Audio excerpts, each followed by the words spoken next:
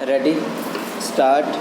ਆਉਂਦੇ ਕੁਝ ਮਹੀਨਿਆਂ ਤੱਕ ਪੱਛਮੀ ਬੰਗਾਲ ਵਿੱਚ ਵਿਧਾਨ ਸਭਾ ਦੀਆਂ ਹੋਣ ਵਾਲੀਆਂ ਚੋਣਾਂ ਦੀ ਸਰਗਰਮੀ ਹੁਣ ਤੋਂ ਹੀ ਸਿਖਰਾਂ 'ਤੇ ਪੁੱਜ ਗਈ ਹੈ। ਡੰਡੀ ਇਸ ਵਾਰ ਸਿਆਸੀ ਟਕਰਾਅ ਤ੍ਰਿਣਮੂਲ ਕਾਂਗਰਸ ਅਤੇ ਭਾਰਤੀ ਜਨਤਾ ਪਾਰਟੀ ਵਿਚਕਾਰ ਭਖ ਰਿਹਾ ਜਾਪਦਾ ਹੈ। ਡੰਡੀ ਮਮਤਾ ਦੀ ਤ੍ਰਿਣਮੂਲ ਕਾਂਗਰਸ ਨੇ 10 ਸਾਲ ਦੇ ਲਗਭਗ ਪ੍ਰਸ਼ਾਸਨ ਚਲਾਇਆ ਹੈ। ਡੰਡੀ ਇੱਕ ਦਹਾਕਾ ਪਹਿਲਾਂ ਇਸ ਸੂਬੇ ਵਿੱਚ ਅਜਿਹਾ ਸਿਆਸੀ ਟਕਰਾਅ ਮਾਰਕਸੀ ਕਮਿਊਨਿਸਟ ਪਾਰਟੀ ਅਤੇ ਮਮਤਾ ਦੀ ਤ੍ਰਿਣਮੂਲ ਕਾਂਗਰਸ ਵਿਚਕਾਰ ਭਖਿਆ ਸੀ।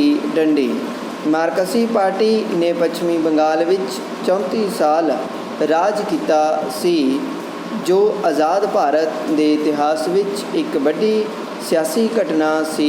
ਡੰਡੀ ਉਸ ਸਮੇਂ ਸਨਅਤਾਂ ਲਾਉਣ ਲਈ ਪ੍ਰਸ਼ਾਸਨ ਵੱਲੋਂ ਛੋਟੇ ਕਿਸਾਨਾਂ ਦੀਆਂ ਜ਼ਮੀਨਾਂ ਐਕਵਾਇਰ ਕੀਤੀਆਂ ਗਈਆਂ ਸਨ। ਡੰਡੀ ਇਸ ਨੂੰ ਆਧਾਰ ਬਣਾ ਕੇ ਨੰਦੀਗ੍ਰਾਮ, ਜੋ ਇੱਕ ਪਿੰਡ ਦਾ ਨਾਂ ਹੈ, ਅੰਦੋਲਨ ਚੱਲਿਆ ਸੀ। ਡੰਡੀ ਮਮਤਾ ਨੇ ਇਸ ਦੀ ਅਗਵਾਈ ਕੀਤੀ ਸੀ। ਡੰਡੀ ਖੱਬੇ ਪੱਖੀਆਂ ਨੇ ਇਸ ਨੂੰ ਪੂਰੇ ਜ਼ੋਰ ਨਾਲ ਰੋਕਣ ਦਾ ਯਤਨ ਕੀਤਾ ਸੀ, ਜਿਸ ਕਾਰਨ ਹਿੰਸਾ ਦੀਆਂ ਘਟਨਾਵਾਂ ਵਾਪਰੀਆਂ ਸਨ। ਡੰਡੀ ਪਰ ਲੋਕਾਂ ਨੇ 3.5 ਦਹਾਕੇ ਦੇ ਲੰਮੇ ਪ੍ਰਸ਼ਾਸਨ ਤੋਂ ਬਾਅਦ ਮਾਰਕਸੀਆਂ ਤੋਂ ਮੂੰਹ ਮੋੜ ਲਿਆ ਸੀ ਅਤੇ ਮਮਤਾ ਨੂੰ ਪਹਿਲੀਆਂ ਵਿਧਾਨ ਸਭਾ ਦੀਆਂ ਚੋਣਾਂ ਵਿੱਚ ਵੱਡੀ ਜਿੱਤ ਪ੍ਰਾਪਤ ਕੀਤੀ।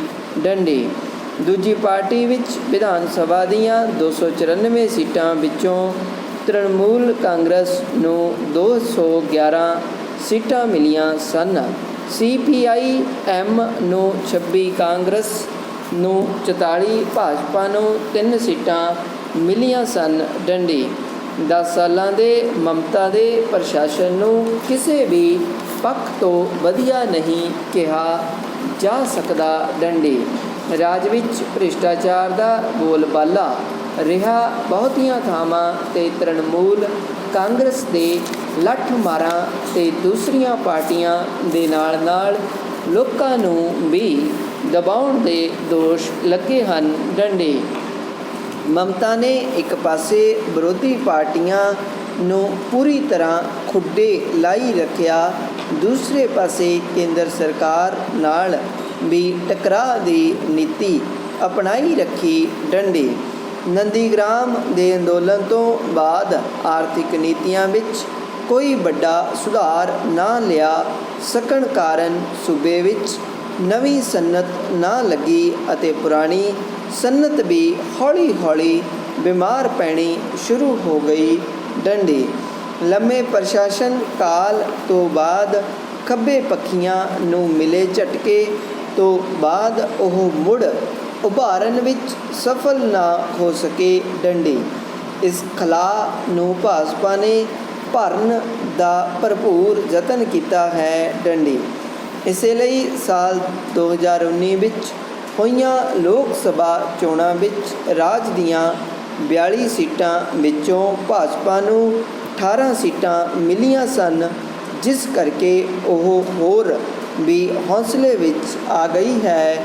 ਡੰਡੀ ਪਿਛਲੇ ਸਾਲਾਂ ਵਿੱਚ ਭਾਜਪਾ ਵੱਲੋਂ ਇਸ ਸੂਬੇ ਵਿੱਚ ਕੀਤੀ ਗਈ ਸਖਤ ਮਿਹਨਤ ਕਰਕੇ ਉਸ ਦਾ ਉਭਾਰ ਬਣਿਆ ਹੈ, ਜਿਸ ਕਾਰਨ ਦੋਵਾਂ ਹੀ ਪਾਰਟੀਆਂ ਦਾ ਹੇਠਲਾ ਪੱਧਰ ਤੱਕ ਵੀ ਆਪਸੀ ਟਕਰਾਅ ਬਣਿਆ ਰਿਹਾ ਹੈ, ਜਿਸ ਨੇ ਅਕਸਰ ਹਿੰਸਾ ਦਾ ਰੂਪ ਵੀ ਧਾਰਨ ਕੀਤਾ ਹੈ। ਡੰਡੀ ਮਮਤਾ ਦੇ ਤਾਨਾਸ਼ਾਹੀ ਵਤੀਰੇ ਕਾਰਨ ਸਮੇਂ-ਸਮੇਂ ਪਾਰਟੀ ਦੇ ਦਲੀਪ ਘੋਸ਼ ਅਤੇ ਮੁਕਲ ਰਾਏ ਵਰਗੇ ਵੱਡੇ ਆਗੂ ਵੀ ਉਸ ਤੋਂ ਕਿਨਾਰਾ ਕਰ ਗਏ ਹਨ। ਡੰਡੀ ਇਸ ਦਾ ਇੱਕ ਕਾਰਨ ਪਾਰਟੀ ਅੰਦਰ ਪੈਦਾ ਹੋਈ ਸਖਤ ਧੜੇਬੰਦੀ ਸੀ, ਜਿਸ ਨੇ ਸਿਆਸੀ ਹਿੰਸਾ ਨੂੰ ਵੀ ਜਨਮ ਦਿੱਤਾ। ਡੰਡੀ ਹੁਣ ਚੋਣਾਂ ਨੇੜੇ ਆਉਣ ਦੇ ਨਾਲ ਮਮਤਾ ਦੀ ਬੇੜੀ ਵਿੱਚੋਂ ਛਾਲਾਂ ਮਾਰਨ ਵਾਲਿਆਂ ਦੀ ਗਿਣਤੀ ਵਧਣ ਲੱਗੀ ਹੈ। ਡੰਡੀ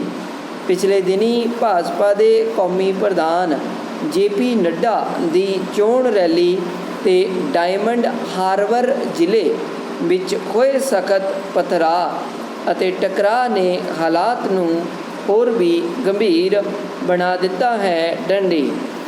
ਇਸ ਘਟਨਾ ਤੋਂ ਕੁਝ ਦਿਨਾਂ ਬਾਅਦ ਹੀ ਕੇਂਦਰੀ ਗ੍ਰਹਿ ਮੰਤਰੀ ਅਮਿਤ ਸ਼ਾਹ ਦੀ 2 ਦਿਨ ਦੀ ਫੇਰੀ ਨਾਲ ਜਿਵੇਂ ਪਾਸਾ ਹੀ ਪਲਟ ਗਿਆ ਜਾਪਦਾ ਹੈ। ਡੰਡੀ। ਮਮਤਾ ਦਾ ਸਭ ਤੋਂ ਵੱਡਾ ਸਾਥੀ ਅਧਿਕਾਰੀ ਹੀ ਉਸ ਦਾ ਸਾਥ ਛੱਡ ਕੇ ਭਾਜਪਾ ਨਾਲ ਜਾ ਰਲਿਆ ਹੈ। ਡੰਡੀ। ਇੱਥੇ ਹੀ ਬਸ ਨਹੀਂ, ਉਸ ਨਾਲ 10 ਹੋਰ ਵਿਧਾਇਕ ਅਤੇ 1 ਸੰਸਦ ਮੈਂਬਰ ਵੀ ਅਮਿਤ ਸ਼ਾਹ ਦੀ ਹਾਜ਼ਰੀ ਵਿੱਚ ਭਾਜਪਾ ਵਿੱਚ ਸ਼ਾਮਲ ਹੋਏ ਹਨ। ਡੰਡੀ। ਹੇਠਲੀ ਪੱਧਰ ਦੇ ਦਰਜਨਾਂ ਹੀ ਕੌਂਸਲਰਾਂ, 4 ਦਰਜਨ ਨਗਰ ਪਾਲਿਕਾ ਦੇ ਚੇਅਰਮੈਨਾਂ ਦੇ ਤ੍ਰਿਣਮੂਲ ਕਾਂਗਰਸ ਨੂੰ ਛੱਡਣ ਦੇ ਐਲਾਨ ਨੇ ਮਮਤਾ ਦੇ ਖੇਮੇ ਵਿੱਚ ਵੱਡੀ ਹਲਚਲ ਪੈਦਾ ਕਰ ਦਿੱਤੀ ਹੈ। ਡੰਡੀ। ਅਧਿਕਾਰੀ ਨੂੰ ਆਉਂਦੀਆਂ ਚੋਣਾਂ ਵਿੱਚ ਮੁੱਖ ਮੰਤਰੀ ਦੇ ਚਿਹਰੇ ਵਜੋਂ ਵੀ ਉਤਾਰਿਆ ਜਾ ਸਕਦਾ ਹੈ, ਜਿਸ ਦਾ 40 ਦੇ ਕਰੀਬ ਵਿਧਾਨ ਸਭਾ ਹਲਕਿਆਂ ਵਿੱਚ ਵੱਡਾ ਪ੍ਰਭਾਵ ਮੰਨਿਆ ਜਾਂਦਾ ਰਿਹਾ ਹੈ। ਡੰਡੀ। 10 ਸਾਲਾਂ ਵਿੱਚ ਸੂਬੇ ਨੂੰ ਕੋਈ ਵੱਡੀ ਅਤੇ ਵਧੀਆ ਸੇਧ ਨਾ ਦੇ ਸਕਣ ਕਾਰਨ ਇਹ ਹੁਣ ਤੱਕ ਭਟਕਣ ਵਿੱਚ ਦਿਖਾਈ ਦਿੰਦਾ ਰਿਹਾ ਹੈ। ਡੰਡੀ। ਪ੍ਰਸ਼ਾਂਤ ਕਿਸ਼ੋਰ ਨੂੰ ਮਮਤਾ ਵੱਲੋਂ ਸਲਾਹਕਾਰ ਨਿਯੁਕਤ ਕਰਨ ਦਾ ਵੀ ਨਾਂਹ ਪੱਖੀ ਅਸਰ ਹੀ ਹੋਇਆ ਹੈ। ਡੰਡੀ। ਇਸ ਦੇ ਨਾਲ ਹੀ ਉਸ ਦੇ ਭਤੀਜੇ ਅਭਿਸ਼ੇਕ ਨੇ ਵੀ ਲੰਮੇ ਸਮੇਂ ਤੱਕ ਚੰਮਦੀਆਂ ਚਲਾਈਆਂ ਹਨ, ਜਿਸ ਕਾਰਨ ਬਹੁਤੇ ਪਾਰਟੀ ਦੇ ਆਗੂ ਅਤੇ ਵਰਕਰ ਮਮਤਾ ਤੋਂ ਸਖਤ ਨਾਰਾਜ਼ ਦਿਖਾਈ ਦੇ ਰਹੇ ਹਨ। ਡੰਡੀ। ਅਜਿਹੀ ਸਥਿਤੀ ਵਿੱਚ ਉਸ ਨੂੰ ਭਾਜਪਾ ਵੱਲੋਂ ਸਖਤ ਮੁਕਾਬਲਾ ਮਿਲਣ ਦੇ ਆਸਾਰ ਬਣ ਗਏ ਹਨ, ਜਿਸ ਕਾਰਨ ਪੱਛਮੀ ਬੰਗਾਲ ਦੀ ਸਿਆਸਤ 1 ਦਹਾਕੇ ਤੋਂ ਬਾਅਦ ਵੱਡਾ ਪਲਟਾ ਮਾਰ ਸਕਦੀ ਹੈ। ਡੰਡੀ। ਇਸ ਨਾਲ ਸੂਬੇ ਵਿੱਚ ਸਿਆਸਤ ਦਾ ਨਵਾਂ ਅਧਿਆਇ ਸ਼ੁਰੂ ਹੋਣ ਦੀ ਸੰਭਾਵਨਾ ਨਜ਼ਰ ਆਉਣ ਲੱਗੀ ਹੈ। ਡੰਡੀ।